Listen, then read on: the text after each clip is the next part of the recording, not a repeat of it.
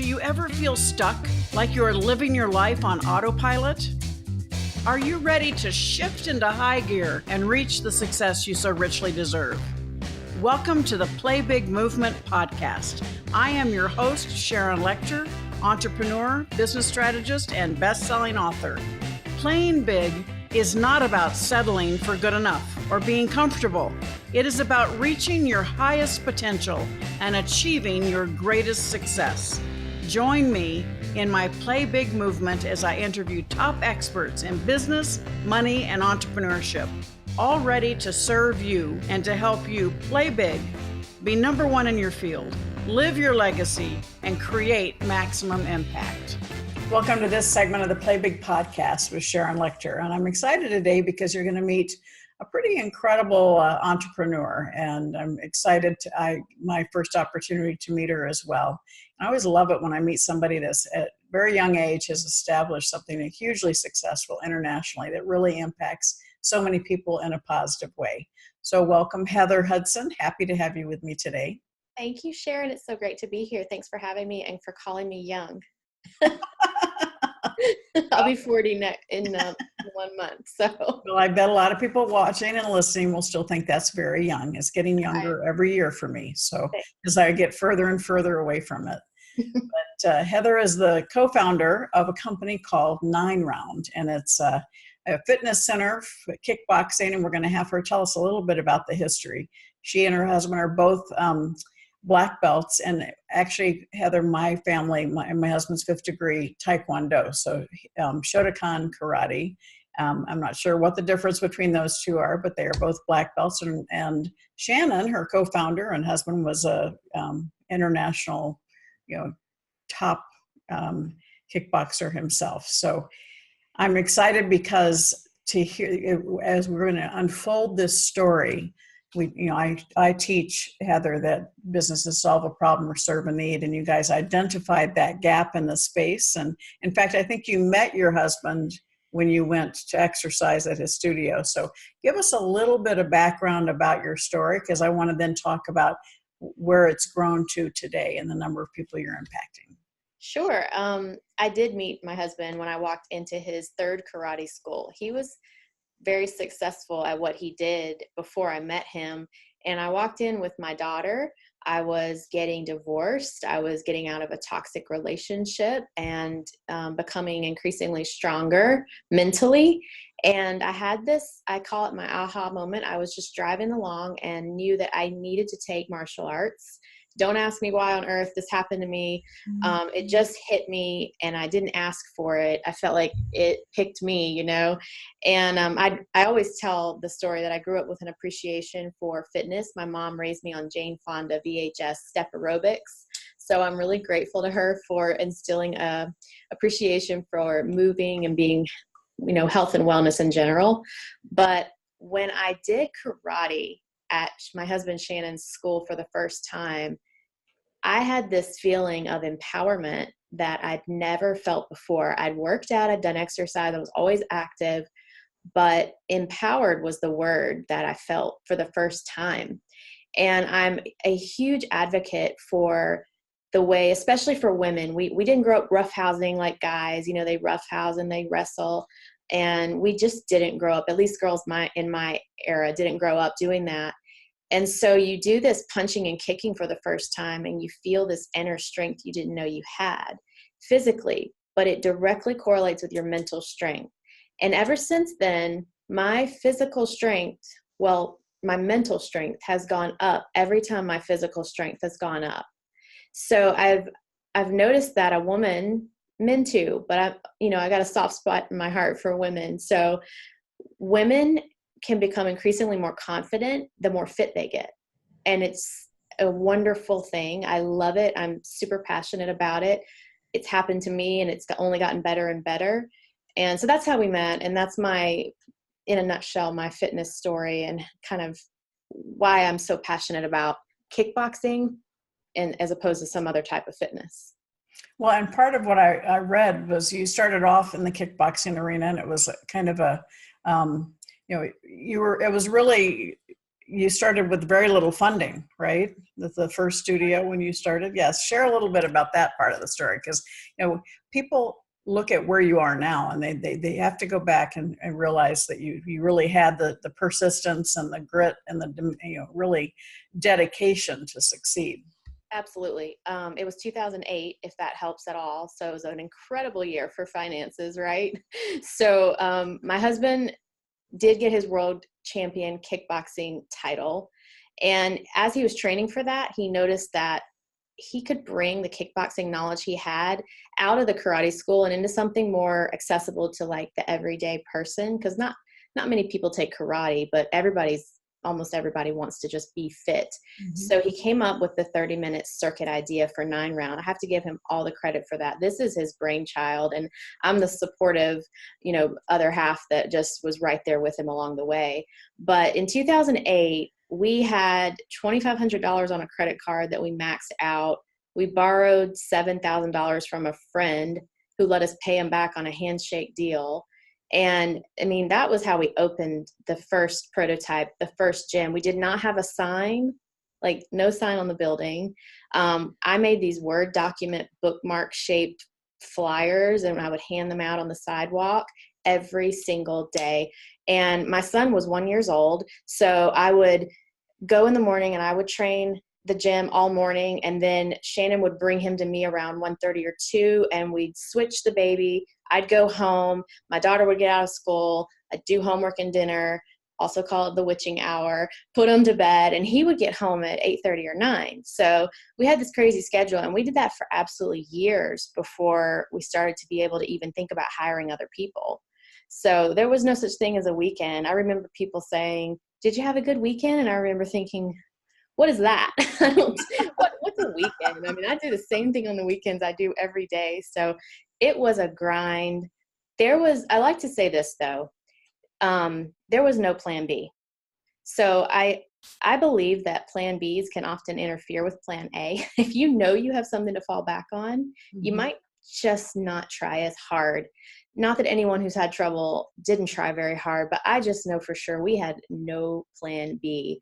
We had 3 months worth of money that we were incrementally using up, and we had to make the gym membership grow to meet that break even as the money dropped off, because my husband transitioned out of karate school and into 9 round full time. Mm-hmm. And I'm telling you, it was like magic, 3 months, and we were off, and it was just still really slow, but it was just enough to pay the bills. So it was like that for a long time. We definitely. I love that. I think people should, plan. If there's no plan B, you got to, going all in, right? Going dedicated and understanding that you were going to make it. So many people in my first book with the Napoleon Hill Foundation, it was 3 feet from gold. And that story is so many people do give up right before because they just don't have the passion or the perseverance to stick with what they're doing. So I applaud you now. So we've gotten to the break even. How long from that point to where you did your very first franchise?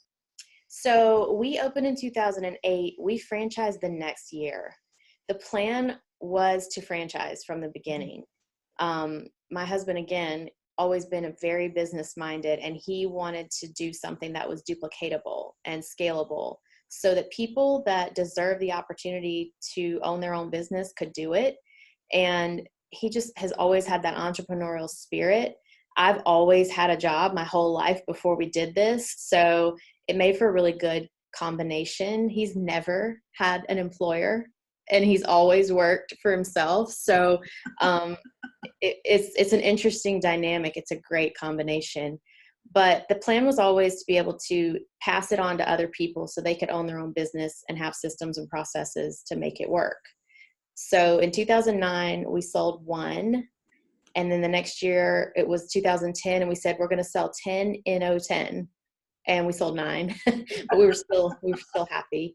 And it's gone up every year. Last year we opened 200 stores. So we have 770 locations, and we're in 16 countries now, after 10 and a half years of business. That's fantastic. Congratulations. That's wonderful. We've been busy. Well, I read an article earlier before we got on the call that said a lot of your franchisees had actually been former students at one of the other facilities. I thought that was what a testament that is, right? It does happen organically like that. Our first franchisee was a member of our gym, the one with no sign that eventually we got a sign. But when we first opened that one, our flagship store, he was a member.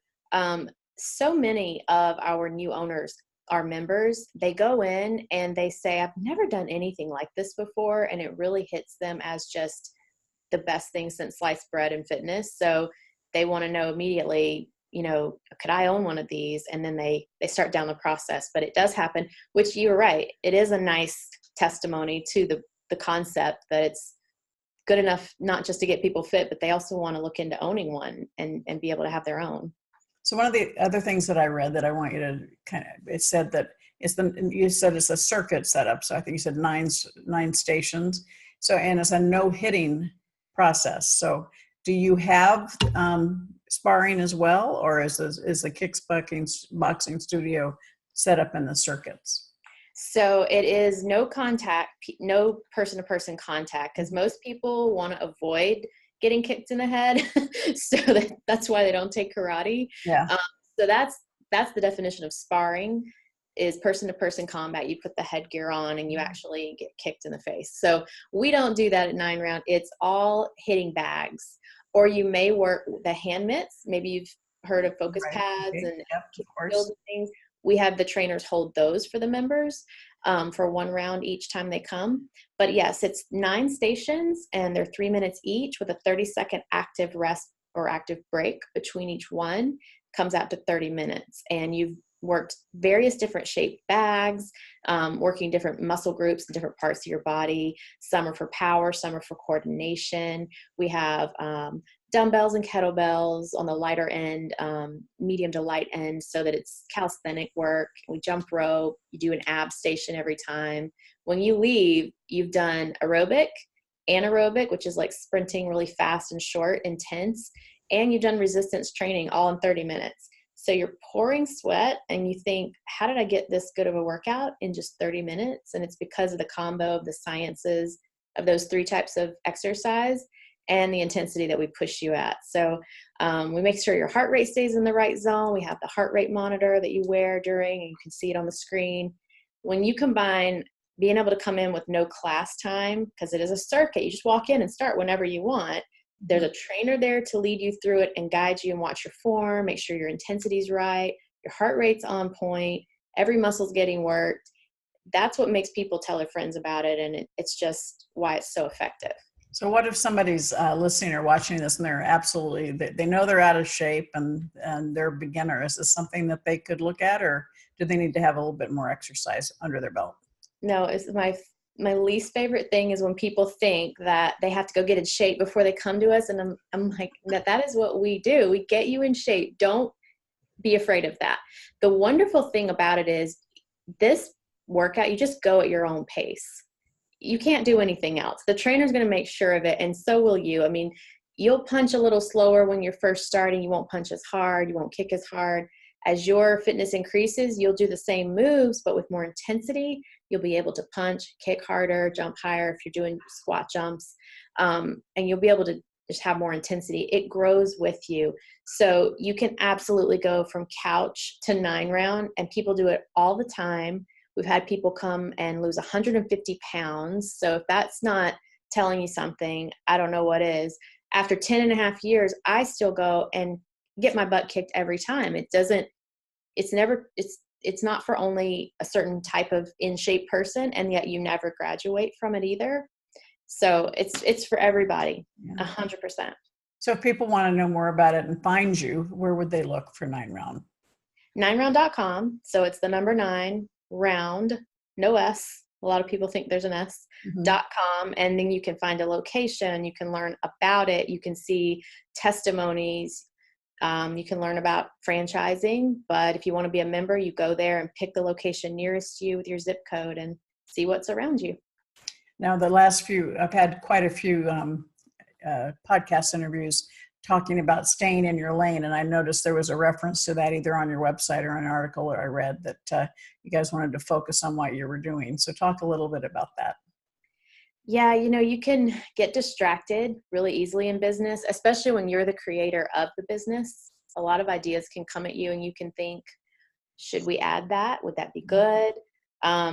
Those are the tough leadership conversations, so you have to stay in your lane and stay focused to be good at anything, or you're going to be mediocre at a bunch of different things. So years back, we made the decision not to get distracted and to decide to be the world-class best at a 30-minute kickboxing circuit. And really no one else out there is doing that. And so that is our lane, a 30-minute full body kickboxing circuit, no class times with a trainer. That's our thing. And we do it really well. We do it better than anyone else. We're proud of that. And I'm not afraid to say that. So we've stayed in that lane, and that's what we do. If it doesn't support that, we just don't add it in. And I know that you've won awards. The company's won a lot of awards in the entrepreneurial spirit.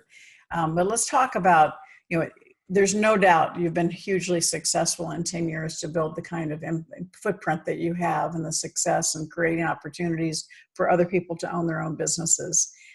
But there must have been a couple of times in there that were highly stressful for you. So share with us, other than, I will say, spending the first year or so when you talked about having to turn off, switch kids midway and not having together time. That's obviously an ongoing stressful situation. But talk about within the business a time or two that, so other people realize it wasn't all roses the whole time.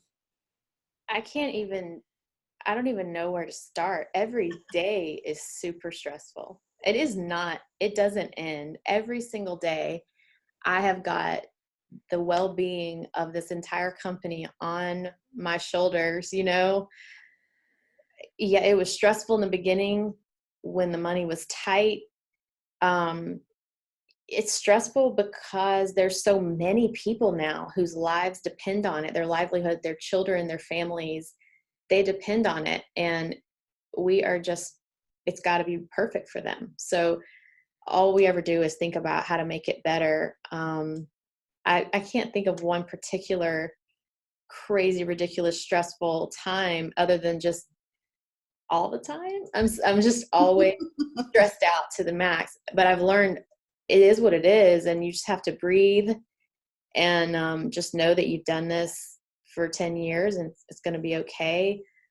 And you'll get through it. Yeah. Yeah. And we just want to make the right decisions. I think decision making for the next steps can be highly stressful. If you're not used to understanding that what your decision is impacts the entire 9-round nation, it's like being the president, it's like half of them might not agree with it. You've got to do what you know is right. Implementing new things won't always be easy, or taking away things that need to go. They've ran their course, not easy, and not everyone will like it, but it's what's best for the longevity. Things like that are really stressful, and you have to do them anyway. So it is, we did ask for this, we decided to be in this, but it does not make it easy. Well, franchising inherently is a fantastic model, and it's also a very frustrating model, because sometimes I imagine you would feel like you're babysitting sometimes. And when you said you have something new, half will like it and half will not. But it also ties into the things that I teach about establishing systems, because the more tight your systems are, the more successful a franchise will be. And we talk about it as your intellectual property. So you create that model, and it takes a lot of the questions out of it when you've got it established in that system. So talk a little bit about the systems that you created around your franchise. That kind of makes me answer your last question, as about 3 years ago was a pretty stressful time. So because of systems. So for the first 5 to 7 years, we were a little more lax on what you were allowed to do within your franchise. And we very quickly started to see the flaw in that, and that by definition, a franchise is exactly what you just said. And you can't lose sight of that. You can't make everybody happy. You have to have parameters, or you do not have a brand. So we looked 5 years in the future and said, we've got to tighten up our brand standards now, or in 5 years, we won't have a brand at all. So we did that, and it doesn't go over well when you lay down new, tighter parameters when people are used to being able to have more freedoms. But like you just said, the longevity of a system, a franchise, is dependent on systems. Not everyone appreciates that.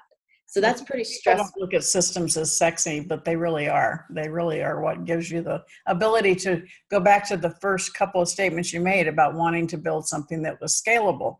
You can't really be scalable if you don't have systems that are established and ingrained. So, And to protect the investment of everyone who bought into it, we have to make the longevity of the brand be there.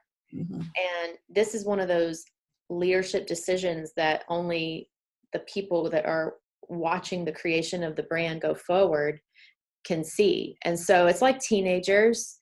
You think they're perfect, then you realize they've been up to no good. You lay down those rules and they hate your guts. They want to move out, right? They can't stand you. You're the worst, but you do it anyway because you know that you know better and what's best for them.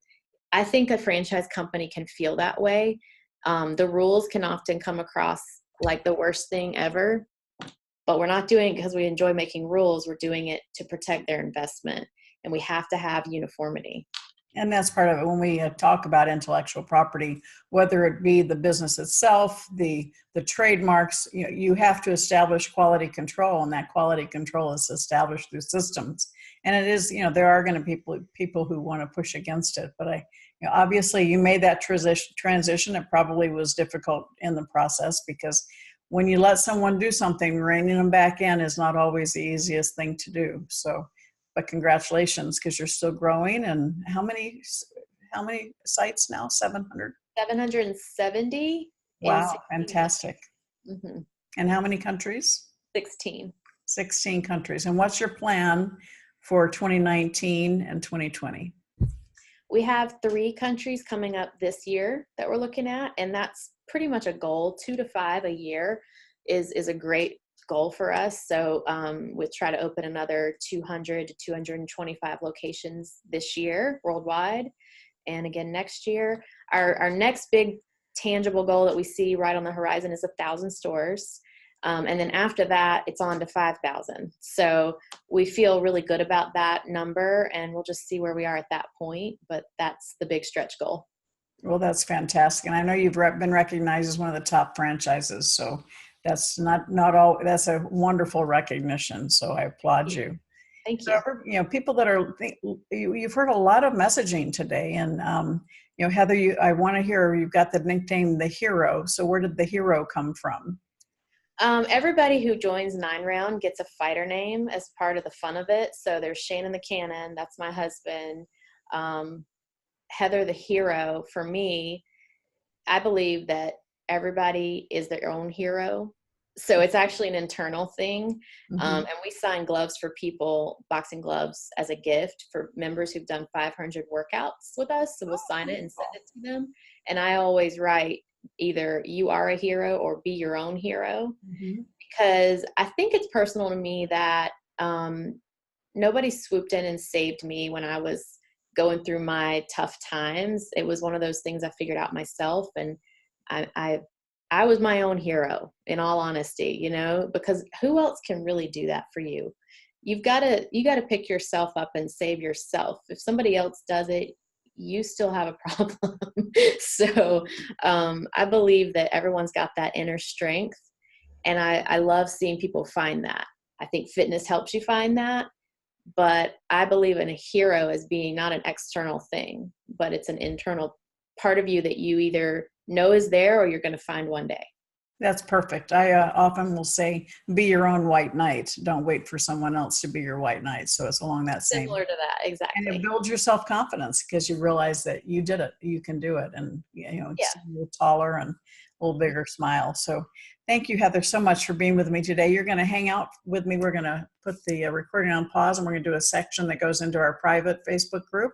So for those of you that are not part of it, please come back to and join our private Facebook group, the Play Big Movement with Sharon Lechter. And Heather, please go back and re-listen, because the lessons that Heather has shared are applicable to every business, not just franchise. Understanding how to build that value, be able to be, duplicatable and scalable and saleable eventually. So thank you, Heather. We appreciate it. And I wish you the greatest success. I can't wait to see you hit that 1,000 store mark. That's fabulous. Me too. Thank you. Thank you for listening to this segment of the Play Big Movement podcast. Please subscribe to iTunes and leave us a review, as well as join us in other areas of social media, Twitter, Instagram, and LinkedIn at Sharon Lechter, and for Facebook, author Sharon Lechter. Thank you so much and have a fabulous day.